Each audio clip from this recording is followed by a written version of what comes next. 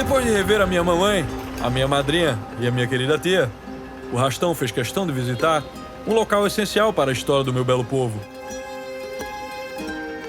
E nada melhor do que buscar esse conhecimento na casa do grande historiador Gilberto Freire.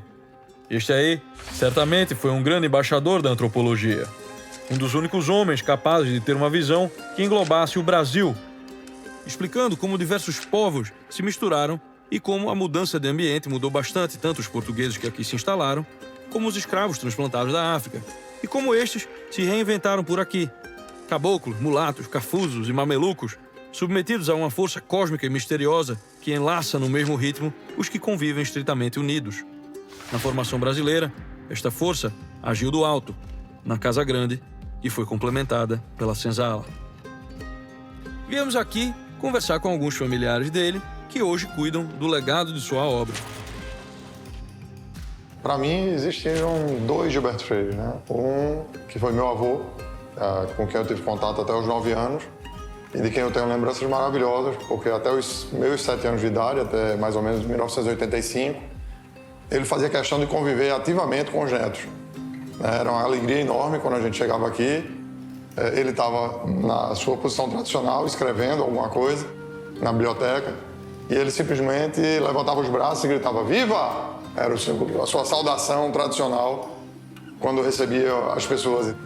Antes de conhecer Gilberto Freire como escritor, eu tive a oportunidade de conviver até os 13 para 14 anos, quando ele faleceu, e eu iria completar 14 anos. Eu só tive essa oportunidade de conhecê-lo como avô e não como escritor, não como historiador, não como um intérprete do Brasil.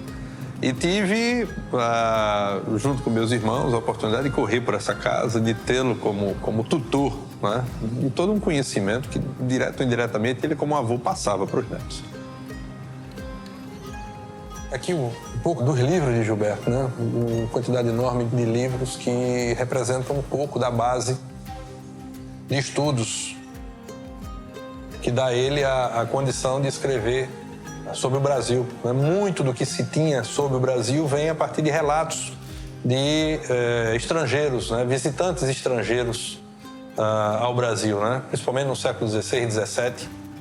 Então, Gilberto teve a oportunidade de, estudando nos Estados Unidos, na Europa, ter acesso a essa base de dados, a essa diversidade de livros e, a partir daí, construir no seu imaginário o que Casa Grande Senzala representa.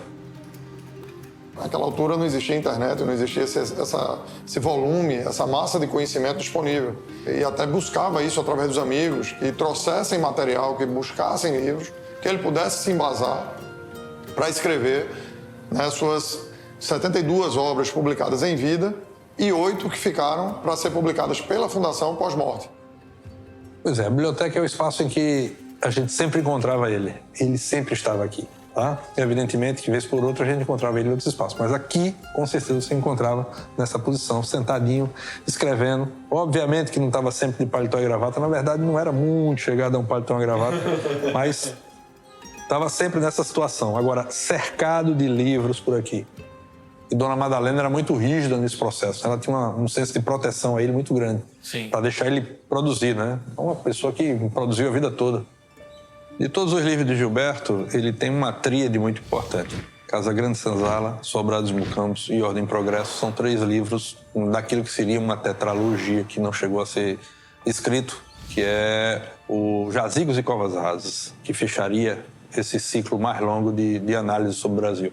São livros que retratam, obviamente, dentro do ciclo histórico, da chegada dos portugueses ao território até o ciclo republicano, né? E que demonstra, reflete, provoca a interpretação daquilo que nós somos, daquilo que podemos ser no futuro breve a partir de todas as influências que fizeram parte desses ciclos. Eu acho que o Brasil precisa ler a obra do meu avô, tá? E eu ainda tenho a percepção que as pessoas param nos prefácios. E o curioso para todos nós é que a gente começa a identificar que o exterior lê mais Gilberto Freire do que o brasileiro. E eu vejo cada vez menos leitores de Gilberto Freire, né? Então a gente começa a se preocupar exatamente porque Gilberto não é fundamental para a Fundação Gilberto Freire. Gilberto é fundamental para o Brasil. Cada vez mais a gente precisa ler os intérpretes do Brasil. E isso não é exclusividade de Gilberto Freire. O Brasil precisa conhecer o seu passado, precisa refletir sobre o seu presente e desenhar seu futuro possível.